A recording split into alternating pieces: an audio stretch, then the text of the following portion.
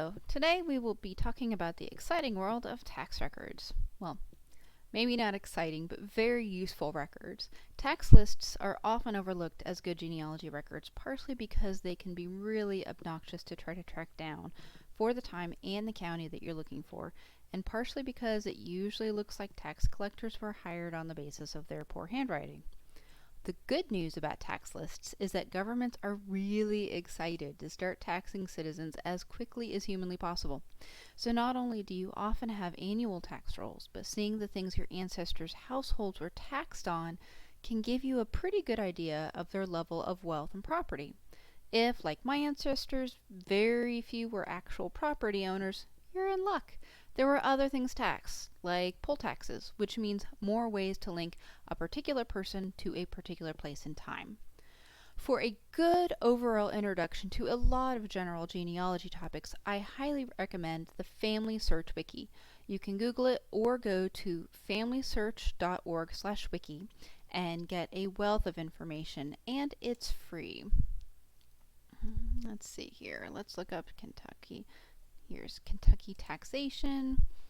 So you can find entire articles about things, or you can go in specifically for a particular region and see the sorts of articles that exist for that. It's a good overall source. It's not the end all be all, but it's a really good starting point. If there's a specific area that I'm researching that I haven't really researched before, a lot of times this will be my first stop to sort of get a sense of the area or the time periods that the records are going to be covering. All right. So when you're searching, tax records are considered city, county, state, or federal records, so you won't find them neatly collected in a single state repository. The best single one-stop shopping in Kentucky is KDLA, the Kentucky Department for Libraries and Archives, and Frankfort, and unfortunately they are closed at the moment, understandably, but we'll take a look at some available online resources that you can search from home. If you're interested in seeing what KDLA has, they do have a catalog of their collections, not necessarily digitized, but on their homepage there is a link to the KDLA catalog, and you can click in, and I recommend searching on a county level. So for example, Fayette taxes or Fayette County or whatever, and you can see all of the different record types that they may have for a particular thing. So this is a really good place. If you can access Frankfort or you'd have to go to Frankfort, then this is a really, really great resource that I highly recommend looking into when they are open again. All right, so since we are homebound at the moment, let's go ahead and start with the library's Ancestry subscription, since it is currently available outside of our buildings. If you go on to our library's homepage, it's lexpublib.org. You can Google it or type it directly in, and you can get into it, digital services for adults on the homepage, or go into our record collections. And it is Ancestry Library Edition. If you need any help, that we do have another video up explaining exactly how to log in if you do have difficulties. So this is the home page right here, and so after you've logged in, you should see this page, and if you're looking for the name of a head of household, you can go ahead and click the begin searching and search for it that way. Remember, they won't be listing other members of the household, just the head of household. But let me go ahead and show you where these are located on Ancestry. On the home page, you can go down here, and it's tax, criminal, land, and will records, or under the main search page, you can see it on the right hand side if we scroll down, and it's right here, and you can go directly into the tax lists as well. Here we go. So when we click on tax lists, you can do a general keyword search, or if you want more specific, we can actually go in, and I'm going to show you the specific collections that they have for the state of Kentucky pertaining to tax lists. As you can see, not a whole lot here. Let me draw your attention for the moment. We are going to go into, let's do the IRS. Okay, This is the search for this particular collection. Let me draw your attention to the moment, not to the search box, but to underneath. This is really good information right here, and I recommend that when you're checking out a new resource or something like this, to go ahead and find out information about exactly where the original content is coming from. This is a really good overview here of exactly what this collection contains. And let me scroll down to the bottom here, and it actually shows you exactly what is covered for IRS for the state of Kentucky. It's 1862 to 1866, which is not a huge time spread, but it is a useful time period because, during the Civil War, people really liked burning things. So a lot of records from this or before are missing for this time period. So it's really good for you to sort of get a sense of exactly where these collections are pulling their information from. All right, so we're here, and let me go ahead. I'm going to look for McDowell I'm just going to say Kentucky. Here we go. Specifically for those locals, Henry Clay McDowell was the guy who purchased Ashland after the Clays. So he wasn't actually living there in the 1860s. But we're looking for Henry McDowell. And on the first page of results, I see an H.C. McDowell. And we can actually go in, there's not a whole lot listed here in the index, so let's go in and we can actually look at a really nice copy of the original record. Here we go. And so paying attention to the headings at the top, and we can find, actually this is really nice handwriting here, we can actually see an H.C. McDowell listed as a marshal. And this tax was at the Customs House, and he was being taxed on a lot of raw cotton. Looks like over 3 tons of raw cotton at the price of a ½ per pound. So he was charged $33.04 in taxes. So, in and of itself, maybe not overly exciting, but this does put our guy at a particular place in a particular time and gives a sense of what's going on in his life.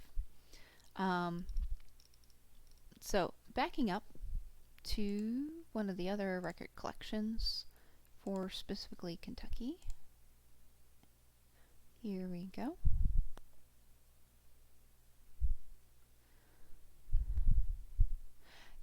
The Kentucky tax list is a list of, it's transcriptions actually, not original records. On the one hand, yay, much easier to read. On the other hand, the transcription is the best guess of the transcriber, which is sometimes wrong. And this only lists the head of household names, the county, and the date, not all of the actual information listed on the original tax list. For spelling, don't worry so much about spelling variations, because a lot of times there may not have been a specific spelling for a family in a particular time, especially if they weren't literate yet. Okay, for now, I'm going to just look for Clay, and I'm going to look for Clay in Lexington. Whoops. If I can type. Here we go, Fayette County, Kentucky. Okay, so here we have a Henry Clay, residence year 1800 in Fayette County. So we can actually look at the transcription, and please keep in mind for tax lists, these are not census lists where neighbors are grouped together, where it's proximity. These names are grouped alphabetically. And so here's Henry Clay listed in Lexington, in 1800. So that at least puts his family in a particular place at a particular time, although it doesn't give you much of a sense of the household. Alright, so now I'm going to show you some other places that you can go online to find some tax information. We're going to pop back into the Family Search Wiki under taxation, because I want to show you something. There are links here directly to, here's the Ancestry database that we just checked, and the IRS list at Family Search. If you go into it, it will look very, very similar because it's the same collection that was on Ancestry. They both got these from microfilm from the National Archives, and it is free and there's no restrictions on access, but it is images only, so you would have to scroll. And Family Search does require an email address to log in. And if you scroll down, there's a lot of useful context and links, and the one that I really wanted to bring to your attention right now is a PDF here by Candy Atkinson, an article researching early Kentucky tax lists 1792 to 1840. I highly recommend any articles that she writes, or if you have an opportunity to ever see her in person, she is a wealth of information about tax and land records. So, and that is free and available to everyone. Okay. So, now we're going to pop into my library's website, the Lexington Public Library. If you pop into our homepage, under the collections, you can access our digital archives right here. We don't have much for tax lists yet. We do have some government documents on here, but I do want to bring to your attention that one of the lists that we have, and it's under the Kentucky history area, is the pre-1800 Kentucky tax lists for Fayette, Mason, Mercer, and Washington counties. And so this gives you a little bit more information. This is also this was a transcription from Levi Todd, and so it gives you more information than was available on the ancestry lists. Alright, so popping through, one of the resources that I highly recommend checking, especially for older and out-of-print books that might be available, either limited view or full view, is the HathiTrust. This is a phenomenal resource for researchers and librarians. And so you can do full text searching, which tends to get you 50 bajillion results.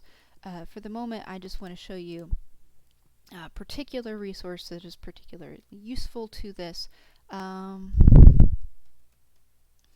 that is the 1790 Kentucky census. Now, keep in mind, Kentucky was not an actual state until a couple years after this, so the first census of Kentucky, let's pull it up.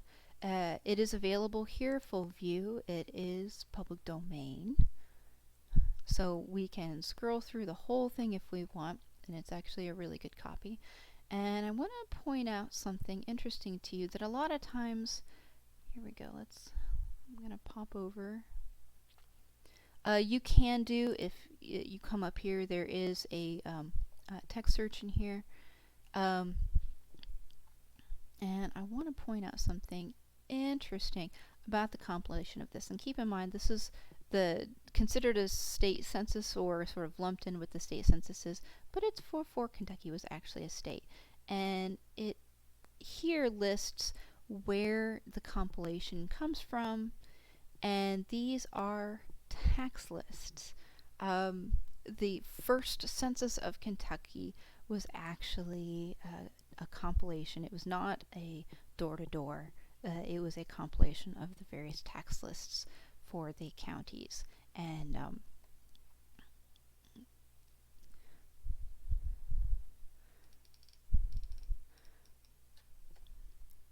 so if you look through the introduction here, it gives a lot of really good information about the areas actually covered by this. And like I said, this is completely open. You do not have to have any sort of login or anything to get to this. So if we're going to come up to the text search, we can do a keyword search. You can download specific pages if you'd like, and we'll see what they come up with. I'm sure there's going to be probably lots of Smiths here.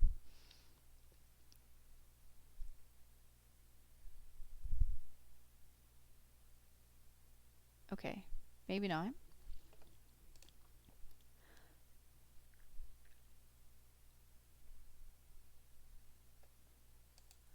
if this has OCR on it. But in something like this where I was fairly sure that my family was around but I wasn't seeing it, what I would end up doing is going page to page. And here we go. So let's scroll down.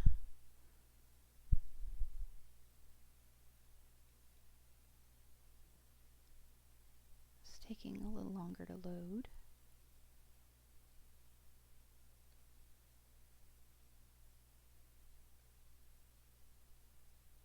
I think I broke it. Here we go. Okay, I'm in the ends. Anyway, you get the sense of this. If you're searching for something and you don't necessarily see it in a keyword search, I strongly recommend going and scrolling down. And tax lists, since they are alphabetical or sometimes roughly alphabetical, do make this a lot easier than a lot of censuses. So, okay, well, let's move on. The other shout out that I want to specifically make sure to mention for tax records, well, I'm sure that people didn't appreciate it at the time. In many local newspapers back in the day would publish a delinquent tax list, which was essentially a public shaming tool listing the person and the amount owed. Sometimes even the specific address or properties that they were being charged for.